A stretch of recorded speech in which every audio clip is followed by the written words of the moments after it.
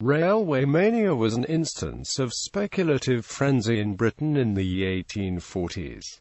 It followed a common pattern. As the price of railway shares increased, more and more money was poured in by speculators until the inevitable collapse. It reached its zenith in 1846, when no fewer than 272 Acts of Parliament were passed, setting up new railway companies, and the proposed routes totaled 9,500 miles of new railway. Around a third of the railways authorised were never built. The companies either collapsed due to poor financial planning, were bought out by larger competitors before they could build their line, or turned out to be fraudulent enterprises to channel investors' money into other businesses. Causes: Britain's first recognisably modern intercity railway, the Liverpool and Manchester, opened in 1830 and proved to be highly successful for transporting both passengers and freight. The late 1830s and early 1840s saw the British economy slow down. Interest rates rose, making it more attractive to invest money in government bonds, the main source of investment at the time, and political and social unrest deterred banks and businesses from investing the huge sums of money required to build railways. The L&M cost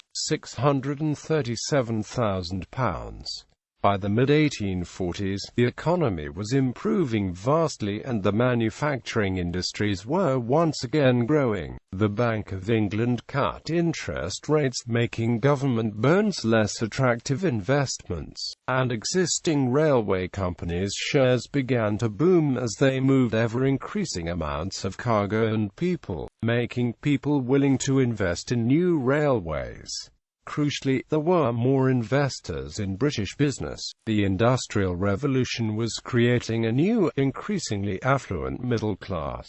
While earlier business ventures had relied on a small number of banks, businessmen and wealthy aristocrats for investment, a prospective railway company had a large literate section of population with savings to invest. In 1825 the government had repealed the Bubble Act, brought in after the near-disastrous South Sea Bubble of 1720, which put close limits on the formation of new business ventures and, importantly, had limited joint stock companies to a maximum of 5 separate investors. With these limits removed, anyone could invest money on a new company, and railways were heavily promoted as a foolproof venture. New media such as newspapers and the emergence of the modern stock market made it easy for companies to promote themselves and provide the means for the general public to invest. Shares could be purchased for a 10% deposit, with the railway company holding the right to call in the remainder at any time. The railways were so heavily promoted as a foolproof venture that thousands of investors on modest incomes bought large numbers of shares whilst only being able to afford the deposit. Many families invested their entire savings in prospective railway companies, and many of those lost everything when the bubble collapsed and the companies called in the remainder of the due payments. The British government promoted an almost totally laissez-faire system of non-regulation in the railways.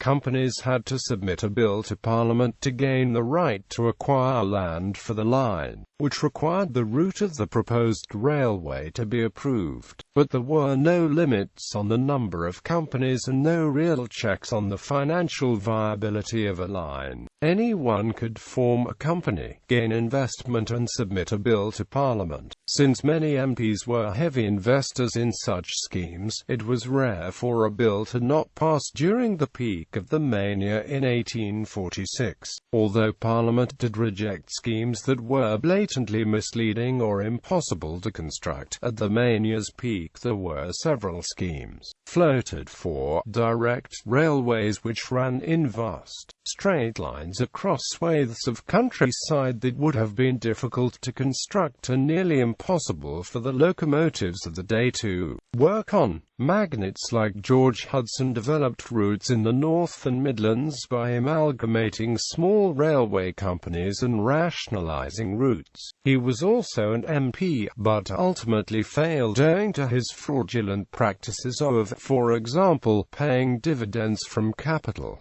The end of the mania. As with other bubbles, the railway mania became a self-promoting cycle based purely on over-optimistic speculation. As the dozens of companies formed began to operate and the simple unviability of many of them became clear, investors began to realize that railways were not all as lucrative and as easy to build as they had been led to believe. Coupled to this, in late 1845 the Bank of England put up interest rates. As banks began to reinvest in bonds, the money began to flow out of railways, undercutting the boom. The share prices of railways slowed in the rise, then leveled out. As they began to fall, investment stopped virtually overnight, leaving numerous companies without funding and numerous investors with no prospect of any return on their investment. The larger railway companies such as the Great Western Railway and the Nascent Midland began to buy up strategic failed lines to expand their network. These lines could be purchased at a fraction of the real value as given a choice between a below-value offer for their shares of the total loss of their investment. Shareholders naturally chose the former. Many middle-class families on modest incomes had sunk their entire savings into new companies during the mania, and they lost everything when the speculation collapsed. The boom and bust cycle of early industrial Britain was still in effect, and a boom that had created the conditions for railway mania began to cool and then a decline set in. The number of new railway companies fell away to almost nothing in the late 1840s and early 1850s,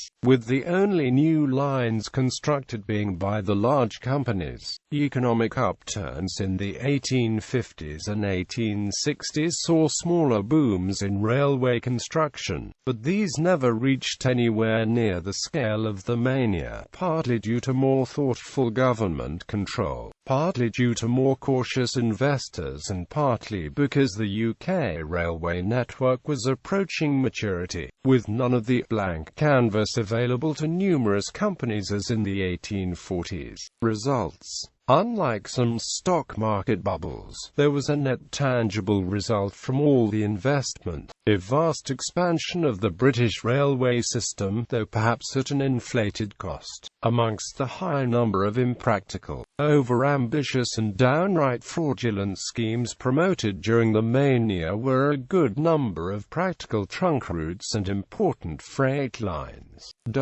These projects all required vast amounts of capital, all of which had to be raised from private enterprise. The speculative frenzy of the mania made people much more willing to invest the large sums required for railway construction than they had been previously or would be in later years. Even many of the routes that failed when the mania collapsed became viable when in the hands of the larger company that had purchased it. A total of 6,220 miles of railway line were built as a result of projects authorised between 1844 and 1846. By comparison, the total route mileage of the modern UK railway network is around 11,000 miles. Comparisons. Railway and canal mania can be compared with a similar mania in the 1990s in the stock of telecom companies. The telecom mania resulted in the installation and deployment of a vast amount of fiber-optic telecommunications infrastructure, spurred on from the realization that the same railway rights-of-way could make affordable conduits for fiber optics.